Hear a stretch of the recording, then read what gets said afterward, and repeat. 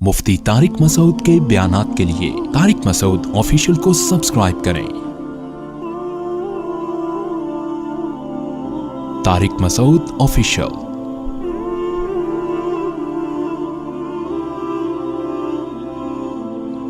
जहाँ भी ईमान और इस्लाम की बात आई है कुरान और सुन्नत में, वहाँ नमाज लाजमी साथ में चिपकी हुई है। तो इसलिए आपको नमाज तो पढ़नी ही पढ़नी है, इसमें तो नो का ऑप्शन है ही नहीं। ये साबित करने के लिए हम क्या हैं, मुस्लिम हैं, मर्द को भी औरत को भी। और ये सिर्फ बर्रे सगीर में है। मलेशिया में हमने देखा, वहाँ मस्जिदें भरी होती हैं, सब नमाज पढ़ते हैं, ख़वातीन भी पढ़ती हैं सारी, स्काफ लटके हुए होते हैं वहाँ। बेशक वो उसका जॉब कर रही है, होटल में कुछ भी कर रही है, नमाज के टाइम पे औरत भी आएगी मस्जिद में, स्काफ पहनेगी, फिर वहीं स्काफ निकाल के भी चली जाती हैं। ठीक है ना, जैसे हमारे टोपियाँ रखी हुई होती है ना, ऐसे। अफ़गानिस्तान में सब नमाज पढ़ते हैं, सऊदी अरब में सब नमाज पढ़ते हैं, दुबई में अरब के कैसे कैसे अय्याश हैं, नमाज के टाइम पे सारे ऐसे लगेगा जैसे इनसे बड़ा नेक दुनिया में कोई है ही नहीं।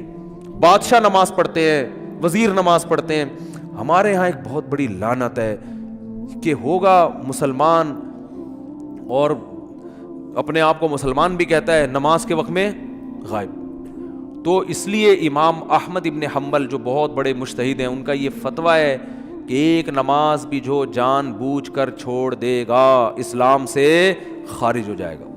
अगरचे जुमहूर का ये फतवा है कि खारिज नहीं होता, कुफर के करीब हो जाता है वो, लेकिन इमाम अहमद बिन हम्बल की कोई कम हैसियत तो नहीं है ना। सऊदी अरब में उन्हीं को फॉलो किया जाता है। शेख बिन बाज, शेख सालेह अल उसैमीन सऊदीया के मुफ्ती आज़म रहे हैं, इनका फतवा अब तक चला यही आ रहा है कि एक आदमी अगर फजर की नमाज के लिए अलार्म नहीं लगाता, उसने सुबह 8 बजे ऑफिस जाना है, रात को सोया सुबह 8 बजे का अलार्म लगा के, तो यानी इसने पक्का इरादा किया हुआ है कि मैंने फजर में नहीं उठ रहा। एक तो होता है ना आँख खुली नहीं, इरादा तो था, नहीं खुली आँख, पक्का इरादा किया हुआ है। उन्होंने कहा ये उसी वक्त मुर्तद हो जाएगा, क्योंकि इसने पक्का इरादा कर लिया है नमाज के कज़ा करने का, पक्का इरादा।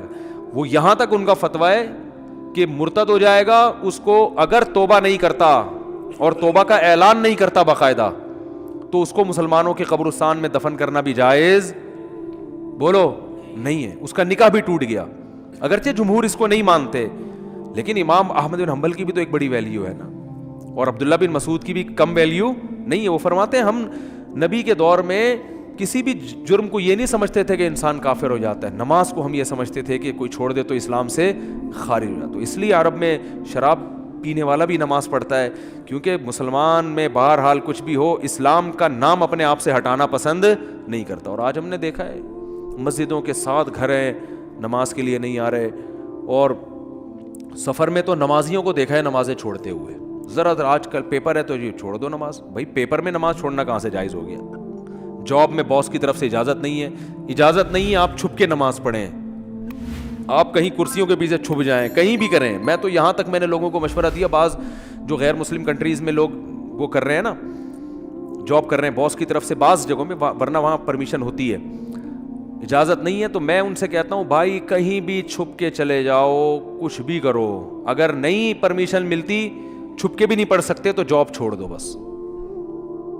जॉब क्या करो, छोड़ दो, जॉब नहीं, फिर जॉब जायज़ नहीं आपके लिए, फ़र्ज़ नमाज तो पढ़नी पड़ेगी, आप जॉब ही नहीं कर सकते आप, कहीं भी जाओ। कहते हैं कहाँ जाके, मैं भाई वॉशरूम में पढ़ लो,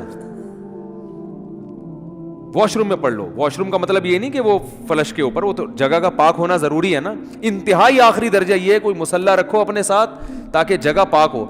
ये ऐसा नहीं कि वॉशरूम में नमाज पढ़ना शुरू कर दें, हराम है, नाजायज़ है वॉशरूम में नमाज पढ़ना। लेकिन अगर कोई सूरत नहीं बनती, कुछ भी नहीं है, जाए नमाज ले जाओ भाई छुप के, जहाँ नहाते हैं ना जिस जगह पे, उस जगह मुसल्ला बिछा के नमाज पढ़ लो। ट्रेनों में नमाज नहीं छोड़ सकते आप। मैं तो कोई ज़्यादा नेक आदमी नहीं हूँ, लेकिन एक दो वाक़यात में लोगों को सिर्फ मोटिवेट करने के लिए। एक दफ़ा हम भावलपुर से चढ़े ट्रेन में, जब मैं ट्रेन में चढ़ा हूँ भावलपुर से, तो फजर की नमाज का टाइम हो रहा था और रश इतना था, हाजियों की उस वक्त फ़्लाइटें बहुत जा रही थी, कराची से ही जाती थी, मुल्तान नहीं एयरपोर्ट नहीं बना था उस वक्त। तो इतना रश था कि जैसे ही हम ट्रेन में चढ़े हैं तो अब पता चल गया कि बस ऐसे बिल्कुल सीधे, जगह ही नहीं, रश इतना ज़्यादा। अब फजर की नमाज वुज़ू मैंने पहले कर लिया था एहतियातन, तो अब वहाँ मैंने कहा भाई नमाज पढ़नी है। लोगों ने कहा यहाँ जगह नज़र आ रही है, सूफ़ी साहब, लोग फिर ताने देना शुरू कर, भाई सूफ़ी तो नज़र नहीं आ रहा है, यहाँ कोई नमाज पढ़ेगा, पागल हो रहा है। अच्छा सफ़र में लोगों ने कहा भाई सफ़र में माफ़ है, बाद में तौबा कर लेना, क़ज़ा पढ़ लेना, ये बड़े अच्छे अल्फाज होते हैं लोगों के ना। یعنی ان کی نظر میں کہ توبہ کر لینا. بھائی توبہ تو کہاں سے؟ اگر ایسا ہی ہوتا تو اللہ کہتے نماز پڑھ لو, نہیں پڑھتے تو توبہ کر لینا. پڑھنی ہے, قضا نہیں کرنی ہے. ان الصلاۃ کانت علی المؤمنین کتابا موقوتا. اگر نماز چھوڑنے کی میرے بھائی کہیں گنجائش ہوتی تو میدان جنگ میں لڑتے ہوئے جب گولوں کی گھن گرج اور تلواروں کی چمک ہو اس میں اللہ اجازت دے دے گا قضا کر لو. وہاں اجازت نہیں دی ہے. اللہ نے فرمایا نہیں کوئی صورت بنتی, سواری پہ بیٹھو, گھوڑے کا جہاں رخ ہے اسی طرف رخ کر کے نماز پڑھو.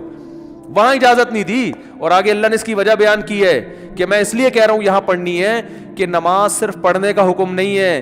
ان الصلاۃ کانت علی المؤمنین کتابا موقوتا. نماز مومنین پر مقررہ اوقات میں فرض ہے. یہ اس لیے جواب دیا کہ آپ کہہ سکتے تھے اللہ جب جنگ ختم ہو جائے گی پھر پڑھ لیں گے نا آرام سے خشوع و خضوع کے ساتھ. ابھی جنگ ہو رہی ہے, اللہ ابھی کیا ضرورت, جب جنگ ختم ہو جائے قضا پڑھ لیں گے بعد میں, ٹائم گزر جائے گا, پھر بہت ڈبل سجدہ کریں گے ہم, بہت لمبے لمبے قیام کریں گے. اللہ فرماتے ہیں نماز مقررہ اوقات میں فرض ہے, وہ ٹائم گزر جائے گا اگر جنگ ختم ہونے کا انتظار کرو گے. بہت مشکل ہے بھائی, نہیں آ رہی سمجھ میں تو جیسے زندگی کو فرشتے بہت اچھی طرح سے اردو میں بھی سمجھا دیں گے قبر میں. وہ کہتے ہیں نا میں نہیں بتاؤں گا, تو لوگوں نے کہا اب تو آپ کو سب بتانا پڑے گا. اور حقیقت ہے میں ان کا کسی کا مذاق نہیں اڑا رہا, سب کے ساتھ ہوگا. جو بھی کہتا ہے میں نہیں بتاؤں گا تو جب دنیا سے جائے گا تو سب کچھ بتانا پڑے گا, اس کو سب بتانا پڑے گا بھائی. تو میدان جنگ میں اللہ کہہ رہا ہے کہ نماز مومنین پر مقررہ اوقات میں فرض ہے. تو میں ٹرین میں کھڑا ہوا تھا, میں نے کہا, انہوں نے کہا بھائی یہاں تو جگہ نہیں ہے. اچھا میری عمر بھی زیادہ نہیں تھی تو وہ ایسی تھوڑی عمر ہو تو لوگوں میں روب بھی ہوتا ہے نا. ہم نے کہا کوئی جگہ نہیں ہے. میں نے کہا تو پڑے گا بھائی, کیونکہ ہم تو کیسے چھوڑ دیں بھائی, اور سنتیں اب چلو مجبوری ہے چھوڑ دیتا ہوں, 2 فرض تو پڑھنے ہیں. لوگوں نے کہا جگہ نہیں ہے. میں نے کہا جگہ بن جائے گی, کیونکہ فرض جو نماز میں فرائض ادا کرنا بہت آسان ہے. تو میں نے کیا کیا, وہ جگہ چونکہ لوگوں کے چپل تھے تو اس میں خطرہ تھا کہ ناپاک ہوگی, تو ایک چادر تھی میرے پاس, وہ میں نے ایسے نیچے ڈال دی, بچھانے کی بھی جگہ نہیں تھی. نیت باندھ لی, اندازہ پہلے لگا لیا تھا قبلہ کس طرف ہے. نہیں تو آپ آج کل تو موبائل پر ایسی ایپس آ رہی ہیں, اس سے فوراً پتہ چل جاتا ہے قبلہ کس طرف ہے. اندازہ تھا مجھے, رخ کیا ہم نے. اب یوں کرنے میں تو کوئی نہیں رکاوٹ ڈالتا نا, یوں کرو, نیت باندھ لو بھائی. اگر ہاتھ اٹھانے کی بھی جگہ نہیں ہے تو ہاتھ نہ اٹھاؤ, یہ رفع الیدین تو کوئی واجب نہیں ہے. اللہ اکبر کہہ لو اور نیت باندھ لو. ہاتھ باندھنے کی جگہ نہیں, ہاتھ چھوڑ کے کھڑے ہو جاؤ بھائی. سورہ فاتحہ پڑھی, سورت ملائی. رکوع میں جب آپ رکوع کریں گے تو میں سوچتا تھا W11 کتنی بھی بھری ہوئی ہو, کنڈکٹر جب ایک دروازے سے چڑھ کے دوسرے دروازے پہ کرایہ لے کے نکل سکتا ہے تو ہم اتنے رش میں صرف ایک رکوع کی جگہ ہمیں کیوں نہیں بن سکتی. تو رکوع ہم نے کیا, جھکنا ہے نا رکوع میں, بس جھک جاؤ, بس لوگ خود بخود سائڈ پہ ہو جاتے ہیں بھائی. اس کے بعد آپ جب سجدہ کرو تو سجدہ نام ہے, ویسے تو پراپر سجدہ کرنا چاہیے, جگہ نہیں ہے تو بھائی ماتھا کسی طرح زمین پہ ٹکانا ہے. آپ ماتھا زمین پہ ٹکا دیا جا کے, تو 2 رکعت تمیز سے الحمدللہ پڑھ لی, کھڑا ہو گیا میں. پھر لوگوں نے کہا یار یہ, میں نے کہا ہو گئی, بس 2 فرض پڑھنے تھے, ہو گئے, ایسی کی تیسی, جو مرضی کرنا ہے, جو اکھاڑنا ہے اکھاڑ لو. کیونکہ تمہیں تو خود چاہیے جگہ دو نا. اور بعض دفعہ لوگوں کو شرم آ رہی ہوتی ہے, ہم سب کے سامنے نماز پڑھیں گے, لوگوں نے کہ تو بہت بڑا صوفی ہے. تو یاد رکھو شرم ان کمبختوں کو آنی چاہیے جو نہیں پڑھ رہے, ان کمبختوں کو آنی چاہیے. بھائی تم بھی تو ایمان کے دعوے دار ہو. اگر تم یہ کہتے ہو کہ ہم اسلام کو نہیں مانتے تو پھر پورا اسلام سے رشتہ ختم کرو. پھر آپ وصیت میں لکھو کہ مجھے عیسائیوں کے قبرستان میں دفن کرنا ہے, مجھے ہندوؤں کے میری چتا کو آگ لگائی جائے. ٹھیک ہے نا, یہ لکھ کے جاؤ. جو نماز نہیں پڑھتا لکھے کہ بھائی میں چونکہ نماز نہیں پڑھتا اور میں مانتا ہوں یہ ٹائم ویسٹنگ ہے اور یہ کیا مولویوں نے نماز رکھا ہوا ہے, تو لکھو کہ میری چتا کو, ایک ہندو ابھی مسلمان ہوا ہے تو میں نے, وہ مجھے کہہ رہے تھے کہ میں لائیو سب کے سامنے کلمہ پڑھوں گا نا, تو میں نے کہا چلو ہمارے بیان میں آپ کو لائیو ہم لے لیں گے. بیان سنتے تھے, اللہ کا شکر ہے وہاں انڈیا میں ان کو ایمان کی توفیق ملی, تو ہندو ہونے کے باوجود میرے بیان بڑے شوق سے سن رہے تھے. کہہ رہے ہیں سنتے سنتے میرا دل کیا کہ میں مسلمان ہو جاؤں, اللہ تعالیٰ قائم رکھے. تو میں نے کہا لوگوں کو موٹیویشن ملے گی, تو انہوں نے کہا میں سب کے سامنے. پھر مجھے خیال آیا بھائی اتوار میں تو ٹائم ابھی ہے, زندگی کا کوئی بھروسہ نہیں ہے. میں نے کہا اگر آپ اس سے پہلے مر گئے, انہوں نے کہا بات تو ٹھیک ہے. میں نے کہا پھر فون پہ ہی کلمہ پڑھو. تو انہوں نے کلمہ تو پڑھ لیا ماشاءاللہ, مسلمان ہو گئے, بیان بھی سن رہے ہیں.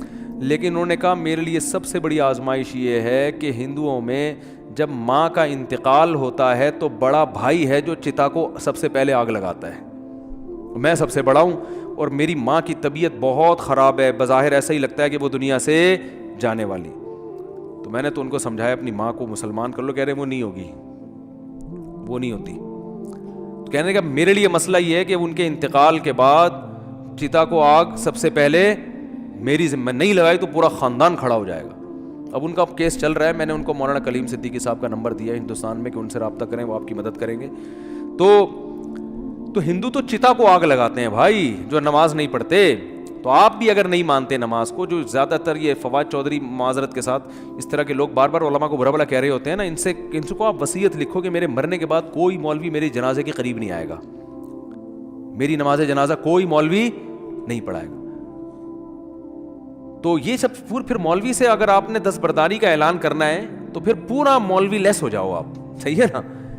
تو اپنے مفاد کے لیے مولانا آ رہے ہیں, نکاح پڑھانے کے لیے مولانا آ رہے ہیں, چلو نکاح تو عدالتیں بھی پڑھا دیتی ہیں, جنازے میں سب سے زیادہ تو آپ پھر اپنا جنازہ پڑھواؤ یا تو پڑھواؤ ہی نہیں, کیونکہ تو مولویوں نے ہی بتایا نا جنازہ ہے, یا تو پڑھواؤ نہیں. اگر پڑھوانا ہے تو مائیکل جیکسن ٹائپ کا کوئی آدمی ہونا چاہیے, لبرل بالکل, جو موسیقی کا, کیونکہ آپ نے یہ بھی ایک دفعہ ارشاد فرمایا تھا کہ علامہ اقبال بھی موسیقی سنتے تھے, قائد اعظم بھی, مولویوں کی طرح تھوڑی تھے عجیب سے. تو پھر کوئی ایسا ہی گلوکار ملک کا جو سب سے بڑا ڈانسر ہو, وہ آپ کا نماز جنازہ مٹک مٹک کے پڑھائے. پھر اللہ سے دعا کرو بھائی, نماز سے اللہ ہمارا رشتہ قائم کر دے. تو اذان پر ابھی بیان باقی ہے کہ اتنی اللہ کو یہ عبادت پسند ہے نا کہ پیدا ہوتے ہی اللہ کان میں اذان کہلوا دیتے ہیں. اس کے بعد جو ندائیں صبح فجر میں آواز گونجتی, اللہ اکبر حی علی الصلاۃ الصلاۃ خیر من النوم, پھر اللہ کہتے ہیں ظہر میں دوبارہ یاد دلاؤ. مؤذن کو کہتے ہیں جا بھائی اسپیکر پہ بٹن آن کر, بولتا رہے بس تو. لوگ کہیں گے کہ یار جب نماز کا ٹائم ظہر کا 1:05 ہے تو بتانے کی ضرورت کیا ہے. اللہ کہتے ہیں ان کی باتوں میں مت آنا, 1:05 ہے تو 1:45 پہ بتا دینا ان کو کہ 15 منٹ رہ گئے, 20 منٹ رہ گئے. فجر کا ٹائم روزانہ اناؤنس ہوتا ہے, آج 6:30 پہ, آج 6:45 پہ اناؤنسمنٹ ہوتی رہے گی. اللہ کہتے ہیں اتنی اناؤنسمنٹ کافی نہیں ہے, ہر دفعہ پوری اذان ہوگی, حی علی الفلاح, آؤ کامیابی کی طرف, آؤ نماز کی طرف. حج میں اعلان نہیں ہوگا, رمضان کا اعلان نہیں ہوگا, اعلان کرنے والوں کو برطرف کر دیا, ہلال کمیٹی سے نکال دیا, ٹھیک ہے نا. نماز کا ہر دفعہ اعلان ہوگا, اور اتنی اذانیں ہوتی ہیں نا پوری دنیا میں کہ ایک سیکنڈ کے لیے بھی دنیا اذان سے خالی نہیں ہوتی, دی جا رہی ہے اس وقت سے. تو یہ اس لیے کہ اللہ کی نظر میں اس کی اہمیت اور ویلیو بہت زیادہ. اللہ کہے گا ابھی اس مؤذن کو کہا ہے صرف ان کو سناؤ, زبردستی کسی کو لے کے نہیں آؤ مسجد میں, ابھی زبردستی کا ٹائم نہیں ہے, ابھی حساب و کتاب کا ٹائم نہیں ہے. تم نے حی علی الصلاح حی علی الفلاح کہہ دیا, اللہ کی کبریائی بیان کر دی, ان کی مرضی آئے نہ آئے. تم گھر تک تھوڑی جاؤ گے بیل بجا کے, بھائی میں نے تمہیں حی علی الصلاح کا, تمہیں سمجھ میں نہیں آیا کیا, انگلش میں بتاؤں میں تمہیں؟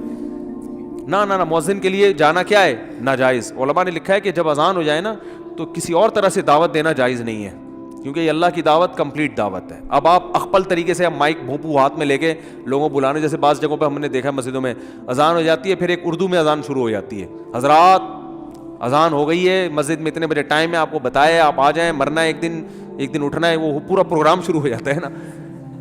چلو زندگی میں کبھی ایک آدھ دفعہ ہو جائے تو ایک الگ بات ہے, لیکن مستقل بنیادوں پہ بھی بعض مسجدوں میں ہو رہا ہے. ہمارے چھوڑو رہنے دو. تو اس لیے علماء نے کہا اللہ نے پراپر رکھی اس لیے کہ اب دوبارہ کسی اور دعوت کی ضرورت نہ ہو. تو اب اللہ کہتے ہیں اب آنا ہے آ, نہیں آنا نہیں آ, یہ حساب میں آخرت میں لوں گا کہ تو اتنا ڈھیٹ 1400 سال سے فضاؤں میں ہر نماز کے ٹائم پہ یہ ندا گونجتی ہے.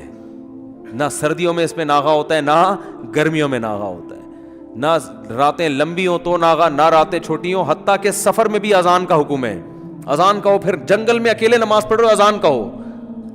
یہ ایسی اللہ کو ندا پسند ہے بھائی, یاد دہانی لازمی کراؤ.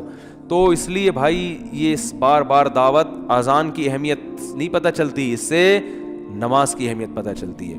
تو عزم کرو زندگی میں کچھ بھی ہو جائے نماز قضا نہیں کرنی. جو جماعت کی نماز کے عادی نہیں ہے وہ کم از کم اتنا کر لیں کہ پہلا اسٹیپ یہ ہے کہ قضا نہیں ہونے دینا کسی صورت میں. پھر اگلا اسٹیپ کیا ہے, جماعت نہیں چھوڑنی کسی صورت میں. وہ جماعت اصل تو نماز ہے ہی جماعت سے, اور اگر کبھی چھوٹ جائے نا تو توبہ کرنی ہے اور اس کو قضا کر کے اگلی پڑھنی ہے. پہلے اس کی قضا پڑھنی ہے پھر اگلی, اور کچھ جرمانہ بھی رکھیں اپنے اوپر. سمجھتے ہو کہ نہیں سمجھتے؟ اللہ تعالیٰ سمجھنے کی عمل کی توفیق عطا فرمائے.